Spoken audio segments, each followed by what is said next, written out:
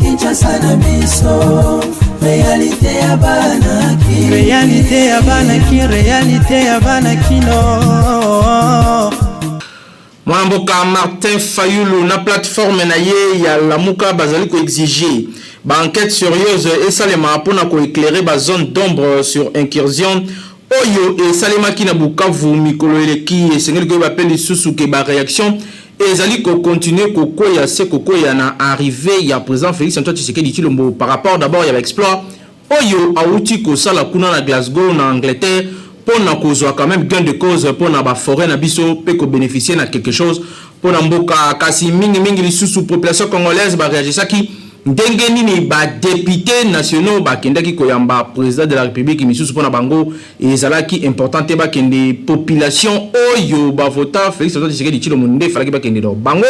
et sengelaki ba fana na plénière pe ba continuer ko légiférer ba loi ndenge ba mesana bazalaki bongo na mikono na biso mokolo ya lelo bokolanda yango na édition ya lelo lisusu sengeli oye bakke lelo ezali journée mondiale ya ba parents au bureau mokolo oyo ezali soko osalaka ozi papa to mama na yo abeti tout na bureau pe ayeba musala oyo osalaka yo na nosala yango te occasion malamu profiter pona yo osalaka yango po bakke ezali pe na journée mondiale mobimba pona likambo wana quelques sujets oyo tozo développer na édition ya mokolo lelo KNB News ya vendredi 5 novembre 2021 où on a un plaisir ya ko présenter bino yango avec impact na idéologie puis na souhaiter bino bolandi malamu kaka ndenge ezalaka chaque vendredi conseil de ministre et salemaki pe mokolo lelo oyo ezalaki présidé na yemoko président Félix Antoine Tshisekedi Tshilombo esika pi bakonzi bazali ko réfléchir na gouvernement sans malukonde pona ba problème nyonso oyo ezali koleka na mboka na biso na oyo etali sécurité na ba territoire nyonso ya République démocratique du Congo likambo etali santé économie pena oyo etali éducation mingi susu na oyo mokonzi ya mboka auti kosala na Glasgow donc ezali masolo oyo elobamaki mokolo ya lelo na conseil des ministres kasi tozongela bino avec ba force détail na édition na biso ya mokolo ya lobi kaka ndena na ebande ya édition Martin Fayulu na plateforme oyo la muka bazali ko exiger ba enquête moko sérieuse pour na ko éclairer ba zone d'ombre par rapport à incursion oyo esalemaki na mikolo eleki reportage Naomi Pila.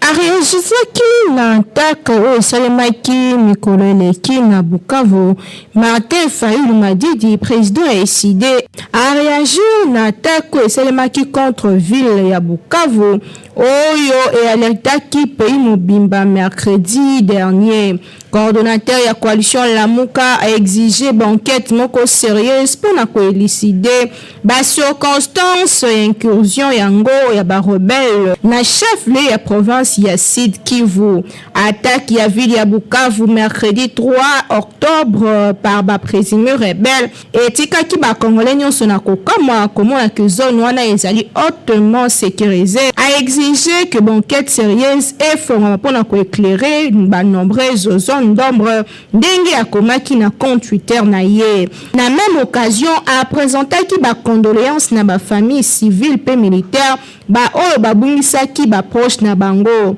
Selon ba chiffre oyo ezalaki avancé na gouverneur ya Sud Kivu, 6 rebelles contre 2 militaires pe un policier ba kufaki lors ya ba affrontement yango suite ya incursion ya ba rebelles na ville ya Bukavu. 36 rebelles topé assaillants bazalaki capturés et ba armes à feu bazalaki récupérées, c'est-à-dire que ville ya Bukavu ezali désormais sous contrôle ya armée congolaise. Kasi na ngambo na ye président ya décidé mona mboka Martin Fayulu asengi que nyonso esalema pour que batu oyo basalaki yango bafuta na mabe na bango parce que mona mboka Congo esengeli azala na kimia pa batela mamalamu po ezali mboka na ye azali na droit ya ko bénéficier na sécurité. Kinshasa et l'équipe partout. Réaction de la population congolaise par rapport à ba député nationaux ndenge ba mobilisaki batupe bango moko ndenge bakitaki koyamba président de la République Félix Antoine Tshisekedi Tshilombo selon population et sengela ki ba fanda na plénière pe batika population congolaise oyo avotaki yenda ki ndeko yamba ye bazali awa na micro ya Hervé Zaka.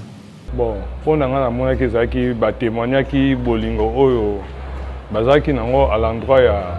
ya mokonzi ya mboka parce que mokonzi ya mboka kendeki ko discuter makambo etali nini makambo etali forêt na biso souvent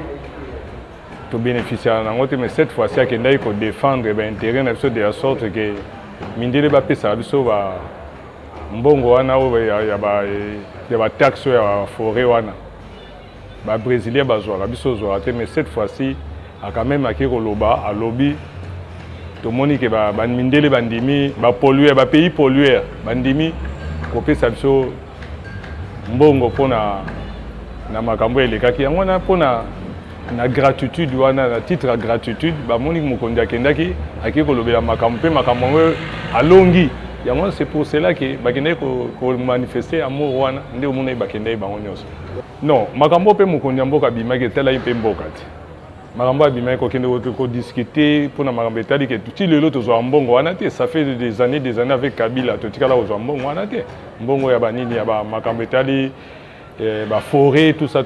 oyo biso toza deuxième forêt mondiale ya monene po normalement il faut tozwa kutu 67 milliards mais lokwa bandimindele bandimba opesa biso na 1 milliard c'est déjà un pas normalement il faut tozwa mbongo ebele mpona makambo etali forêt yango nomoni akendaki kobunda bitumba wana na sommet wana ya nini ya Glasgow oyo ezali na Royaume-Uni donc eza ndenge mabe te bon epa na ngai namoni basali nano mabe etanke bozala likambo mosusu sha likambo eza na ntango nango ntango bozala makambo mosusu toboyi te aza président na biso fo osisa nano wa liboso jamai otika makambo bozala nango boke oyamba président wana nde basalaki mabe wana nde basala mabe fo peuple nde moto azala eloko te asala nini akende koyamba président biloko eza na makambo mosusu bozokipa yango te bozokele lisusu makambo mosusu wana nde ezalaka te bazotambusa mboka na butawu wana nde eza mabe makasi bachange biso tozovote bango mpona bango me bango bazolinga biso te ebongo ju mosusu bazotambusa mboka na butawu nasepe yango ata moke te ata jour moko jamais eza mabe bon selo nde bango basalaki lobi batiki premier baki koyama président c'est eza normal mpona bakende koyama nano président mais eloko wana eza concerné mpona peuple nde bato bakende koyama nano président ya république toboyi yango te ata basalaki yango mais peuple nde bakende koyama après ça lokola bamonaki peuple moye bakende koyama eza te mpona baza na tantôt bango moko bamoni baki koyama président ya république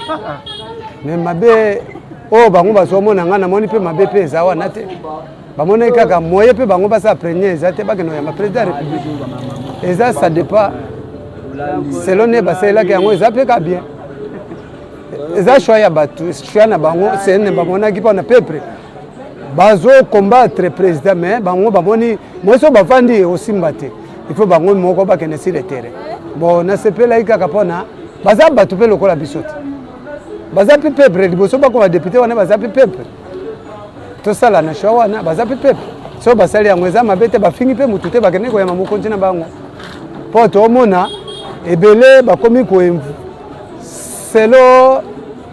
soi-disant baopposa bazokɔta na terrain oyo tozoyeba yango te oyo opposa mais bamoni opposa wana baodistrait mpe peuple yango nde bango moko sur le terrain bakita mpo na biso nde totindaki bango bo eza baate ya kokondane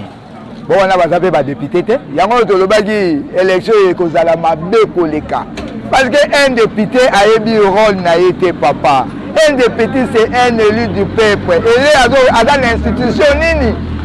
parlement et place bazozwa mibeko ya mboka mais un député atiki plénière ake koyamba président ya république mais c'est grave na monde nini na pays nini yoka un député atiki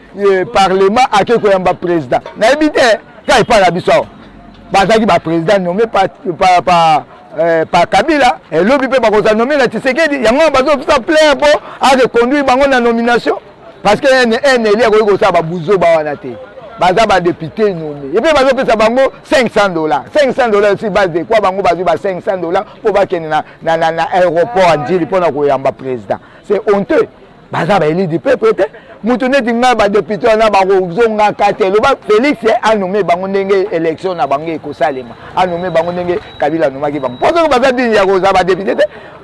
e bo bazo benga honorable asa ba buzo bandengo wana na pays nini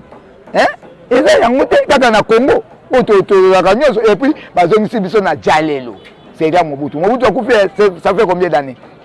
20 et quelques années mais Félix aye azongisi biso na jalelo tokendo binela ata pa animation na ba école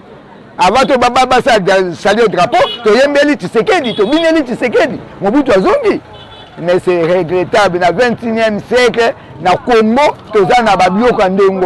ce sont des choses à condamner. 5 personnes bakoufi na kati na bango ba ADF bazali 4 pe ba civil misato ezali bongo bilan provisoire ya ba affrontement o esalema ki entre ba rebelle ya ADF na armée na biso FRDC et le Makasi toujours dans le cadre de l'état de siège pour la reportage.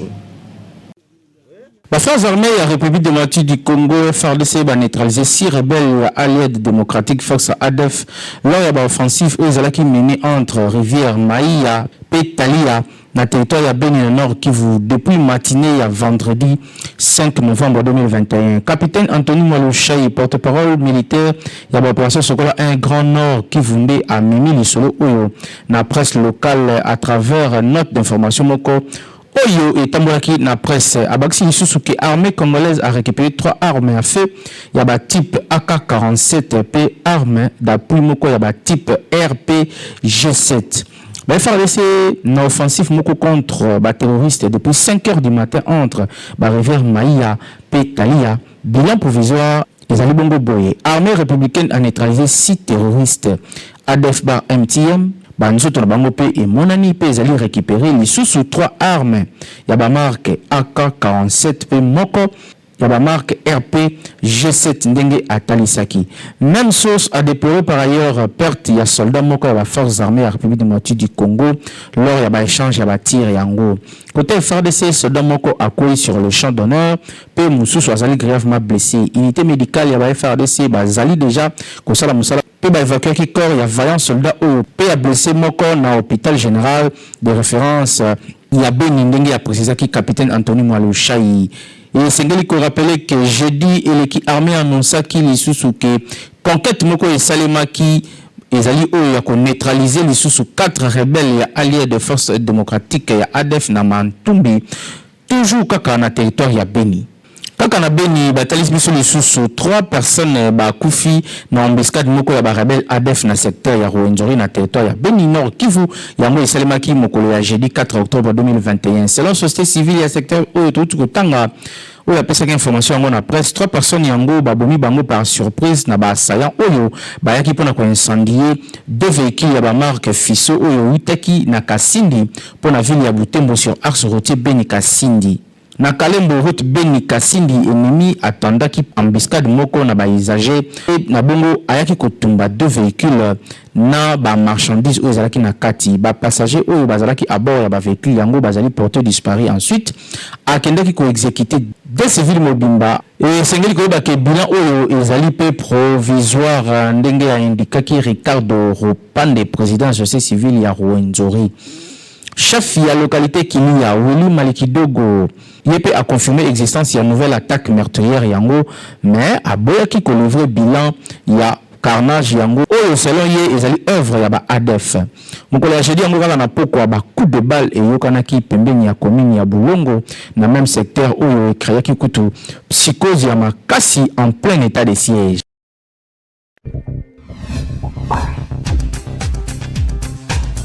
Stilo Simba pe kaya toujours wana pona ko servir population congolaise kasbo bozana te ezali ba produit Beltesco pe ezali na qualité supérieure kaka na kwa na bio na boutique ozamo bimba.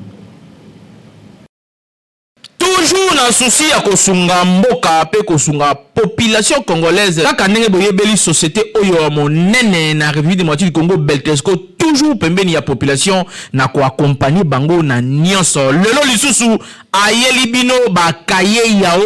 pona kelasi ya bana na biso classe ezali kozonga kala te awa na yango kimaka deja mbangu na ba magasin nyonso ya Beltesco oyo yebi ezali partout awa na Kinshasa na ba commune nyonso soko tuni magasin ya Beltesco ezali po osombela bana na yo ba fourniture scolaire ya qualité supérieure lokola ba cahier yao ba stylo Simba pe ba cahier cartonné ya ba format nyonso ozana besoin ozwa ba cahier ya qualité pe ba stylo ya kitoko pona bana na yo année scolaire oyo bazala à l'aise kimambango na ba boutique ya Beltesco okozala desité. Tozana bakaya 100 feuilles quadrilignés, tozana bakaya 48 feuilles quadrilignés, tozana bakaya 24 feuilles quadrilignés, tozana pena bakaya 12 feuilles quadrilignés. Ko sanate, tozali pena ba stylo Simba ezokoya ezokoma, tozana ba stylo Simba ya bleu, tozana ba stylo Simba ya rouge, tozana pena ba stylo Simba ya noir. Tozali lisusu na surprise mususu mbula oto bakisi, toyina bakaye cartonné ya ba joueur kitoko o bana balingaka. Kobosana te balobi tangu ozali kosomba kaye yao vérifier bien soki ezali na logo oyo ya Beltesco po ba mwifi bazali ebele oyo bazali ko pirater yango. Donc soko sombi ya mwanza ekolia yo okoumela nango te po ekosenga obakisa mususu kasi soki osombi ya Beltesco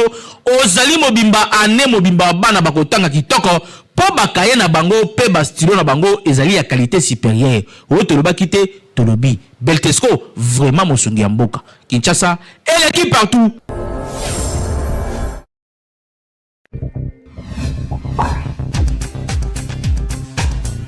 Kindoki politique avec mon mboka Naomi Pila ezali moko ya ba émission oyo tosalaka na KNB News pe ezalaka bongo na chaîne YouTube na biso kota o visiter kasi kobosana te o s'abonner pour lobby o rater ba numéro mosusu te.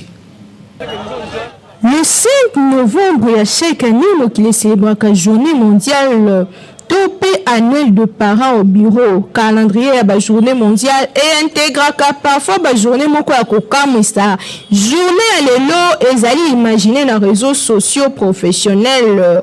Il y a ça idée que les salariés, topé les bureaucrates, babengisa ba parents na bango na ba bureau na bango pour kolakisa bango lolenge kani basala ka mosala. Première édition la journée yango ezalaka célébrée en 2013 wapi 50 000 parents bayaka ko visiter ba entreprise wapi ba na bango ya basi pe mibali basalaka na mokona lelo bamboka ebele et c'est réjouissaka pour la mokona lelo ba date ya journée yango ezalaka bongo entre les 4 et le 7 novembre yango ezali ko renforcer ba lien entre ba génération pe du sous ba parents. D'après les réseaux sociaux, yango institué journée à l'élo, un parent sur deux comprend la kate minimum na bango asala kalokola mosala ayoka kangoka na sango. Kasi journée à l'élo ezali moko ba journée sala ka ko parent a palper du doigt mosala mo na ye asala ka. Surtout ceux qui a collé déplacement na lié à service mo na ye ekosala e malamu mingi. Tendance pe considération ngo ezala renforcer ou ta apparition ya nouveau métier lié na monde de internet koluka lele kani kobimisa ba parents o basalaka na kala na kati ya ignorance ya makambo nini ezali koleka lelo. Idée maîtresse ya journée yango ezali donc renforcer ba lien entre ba génération entreprise et dépasser largement rôle yango à s'occupant na ba relation familiale. Ces journées annuelle yango ya ba parents au bureau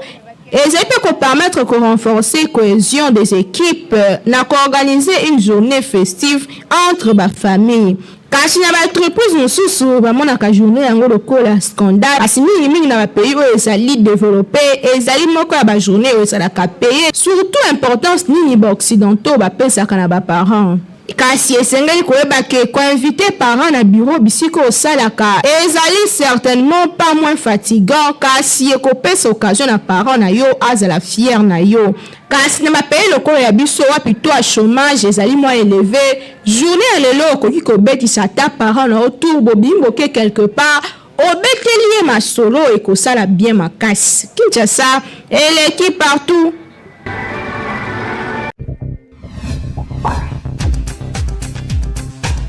Pakinoa balobeli comportement ya mibali mususu oyo bazalaka akei ko prédoter mwasi 5 ans abalaka ete kasoko sutuka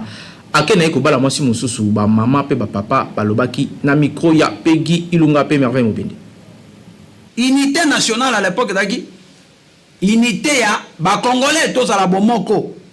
ndenge moko pe union sacrée oyo président salaki yango ezalaki lokola bomoko boya to sangana tous à la bomoko to luka intérêt collectif ya mboka na biso ekende liboso. Ce n'est pas que ceux qui osali na kata union sacrée automatiquement kaka osala ministre. Jamais. Okoki kozala ministre te me tu es là ozopesa ba idée ya malamu po ete mboka na biso ekende liboso. Ndeko oyo lobi ndeko nanga sesanga soki lelo ye alongo na kata union sacrée azali na ba raison na ye oyo alongwe ba raison ezali ni ba raison personnelle ba raison ezali ni intérêt personnel koyoka ba misusu apparemment eza na kamo ko eza ko s'imposer selon non omoni na nazo bisono bato o baki na kata union sacrée bayaki nde koluka ba poste bazala ba ministre dépassé tala eza na dépassé te po awa soki na décembre awa il faut remaniement fait ça les mains ba changer pe ba ministre mususu ba ko sa musa malamu te. Ah bon? Oui, remaniement ko sa les mains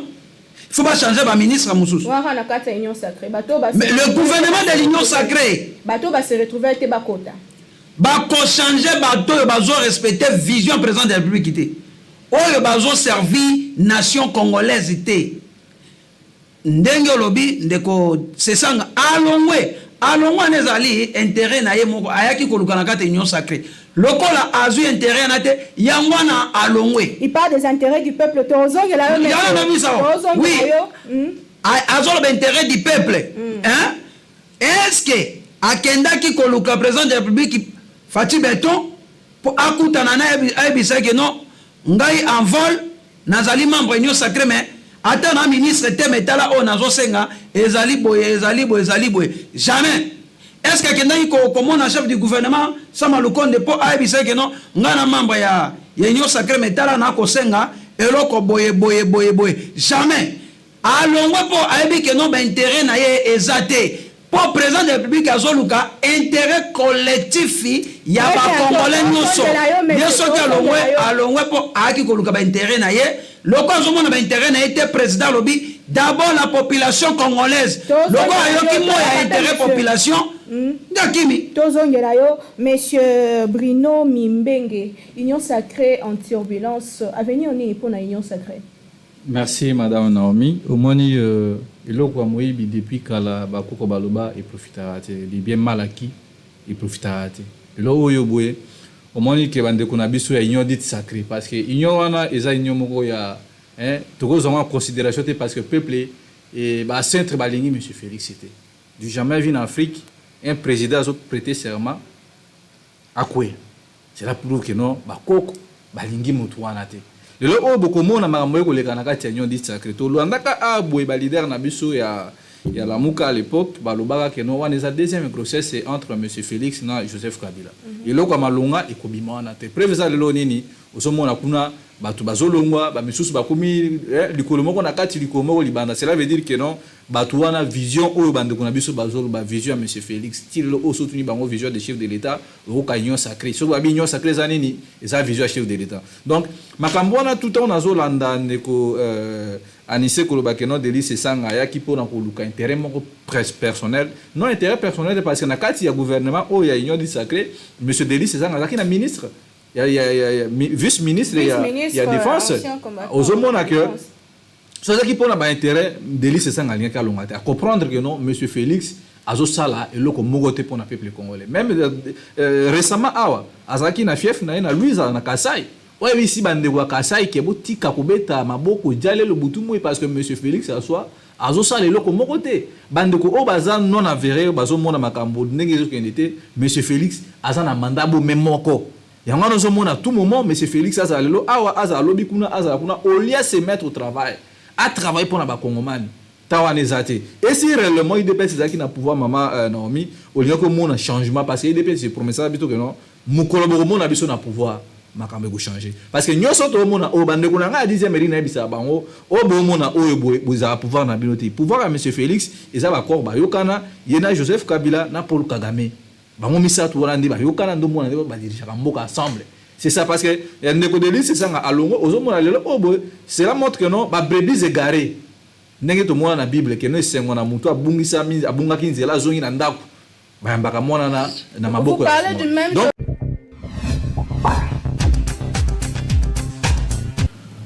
Trois rencontres, il y a un championnat national l'UNAFOOT phase aller et Betamaki Awana ville ya Kinshasa Bolanda reportage Oyo. Fiançailles eza engagement ya libala oyo bato mibale bazwaka yango esalamaka mingi na présence ya ba membre ya famille mingi basalaka yango mokolo ya prédote wapi mobali ayaka na famille na ye akutana na famille ya mwasi po bayebana pe lisusu azwa liste ya biloko ya libala oyo akoya kopesa na famille ya mwasi po azwa mwasi na ye yango babengaka yango promesse po mokolo akoya na biloko eyebani te yango ezo dépendre na possibilité ya mobali to pe na façon mwasi na mobali baza ko se organiser kasi mingi tomonaka na bana mibali mingi lelo po akanga boye na mwasi azolinga mingi akoya ko prédoter de peur que a perdre yete okomona zata na différente na poche mais aye ko prédoter mwana batu misusu bazalaka prédoter bongo akene libela akozonga après 5 ans kasi mingi pe ezalaka ba jeune fille belende batiaka mibali na bango na erreur ayebi ke mwana bato aza na ye loko te kasi lokola Laetitia ye bapredotaki ye pe azolinga kaka bapredote yango bana mibali misusu basalaka kaka mpona kosepelisa ye na famille na ye après akene ye libela na bulu kaka kiaki okangisa mbongo après aya koregularize makambo nyonso yango biso magazine KNB News totunaki na bakinois soki après combien de temps mobali il faut ya kotika biloko ya libala après prédote bon mobali ya bongo baba sasensi parce que yo opredote mwana bato après ekomi ye lisusu te oza assassin ya vie na ye lobi kuna mwana bato talaka ba problème ekoma pe ebele mamba bolingo nde ezalaka kaka eza kitoko te ntango opredote mwasi pour aussi ça tina suka faut assumer ba responsabilité na yo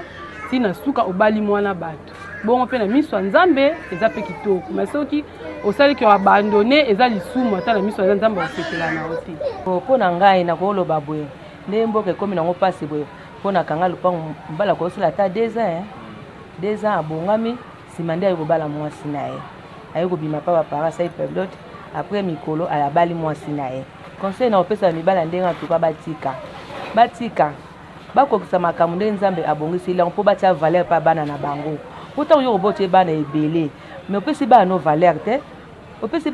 te po bana wana bakena ngambo ya mama na bango lobi ta bana ba robala yo papa ba occupé te eza mabe makasi mais so mona okoka en tout cas tika ba vantir ovana na mwana batu fiancé simotika ye obala ete eza kitoko te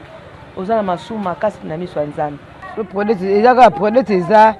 ya famille ya mwasi na famille mobali bayebana biso famille mwasi toyebi mobali mwana biso azalaka ne ye famille ya mobali mpe yebi mwana biso mobali mosi avivaka ne ye ezaka lokwa koyebana entre deux famille soki olekisi mwana bato temps soki oyebi kobala no mwana bato te fallait pas oproducteur mobali mosusu moko ba producteur mwasi après 6 mois aya sali mama makambo mais mosusu mona pe 6 mois eleki après quelque temps aya yo kobala donc ça dépend nde ya bozwi ya mobali conseil la pesa mwa mibali mabe tanga yebi ke akobala na mwana bato te aproducteur te po ninga producteur mwana bato za zo lekise air na air wana mwana ba kutana mibala bato be fala bala akobala te zozela ka mobala le koma quelque temps mobala na bali te mibala bomba mibali mabe soko moni kobala mwana mosa bato te ko producteur te tika ye em soko kutana mibali na bia akobala ye toza dévolé volé mususu omona mobali aye loko ezalaki sentiment na ye te ezalaki pensée na ye te aye pa mwasi asali na ye makambo esengaki mpo ezala naokaa mwa fola mo boye banda tiki mwana bato kuna pre 5 ans yaka na ye te apres okaki obala moto mosusu mais d'autre part mobali pa mwasi moto apesa mobali gwa koya obala ya koya kosala makambo mpa na famille na ye soki mwasi comportement eza bien dès le début bake bien mobali mpa kosala baeffort nyonso bamultiplie baeffort po ke bakende ntina suka mosusu akosala na ye mpe aye na ye azali mpe na pense mpena eza juste aya kobala ye bakende loko ezalaka début comme nde ezalaka kaka aye après nsima mikolo comportement mwasi ebebi e arriva bato mosusu asali pendant période elandaka wana akangi mwasi na mobali comportement mwasi ekomi bizarre par là donc aza obligé akata comme conseil ezake mobali soki oyayibaka eza engagement po kosala yango po kozala sincère kozala pousse na baforce mosusu te ezwa mpenake makanisi nake nasala yango po lobi osimisa mwana bato touche te c'est un peu ça prédote eza nango juste promesse mpe yango epermetaka na mobali akota na famille ya mwasi soki mwa famille wana eza na rigueur yango eza nango libala te ndenge bana basi ebele bakoma kokanisa donc na place mobali aya kopromettre famille na yo ki azoya kobala yo après akende libela misusu pe kutu bakendaka na bango aller sans retour malamu akangisa biloko nyonso soki amoni ki akomi prêt fiançailles ekipaka nango te yango ezo dépendre kaka na façon bozali to pe ba comportement ya moko na moko. Kinshasa eleki partout.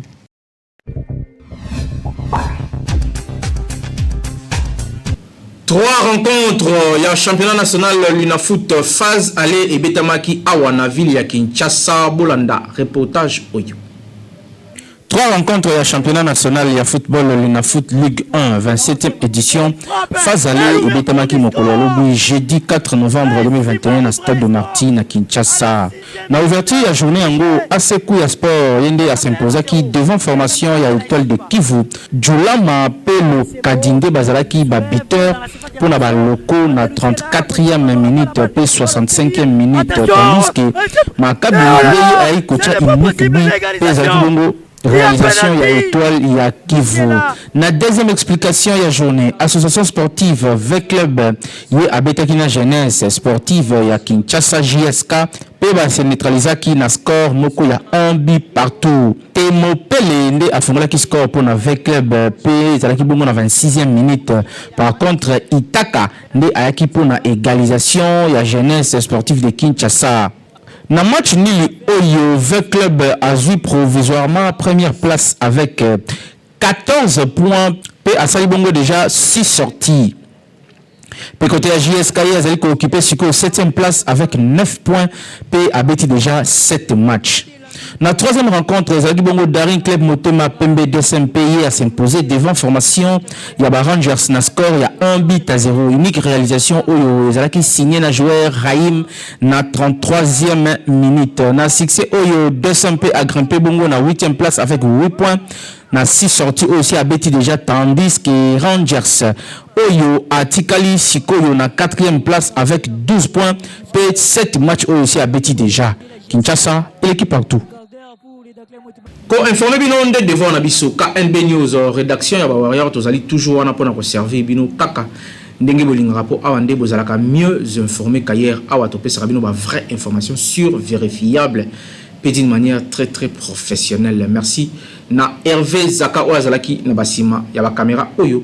na oyo pe papa Timothée Kaimbe Oazalaki na régie édition et Betamaki Dada na Naomi Pila toujours secondé na merveille Mobende pe na coordination ya Grand Lion ya communication Jimmy Mukende Chimanga lobby Magazine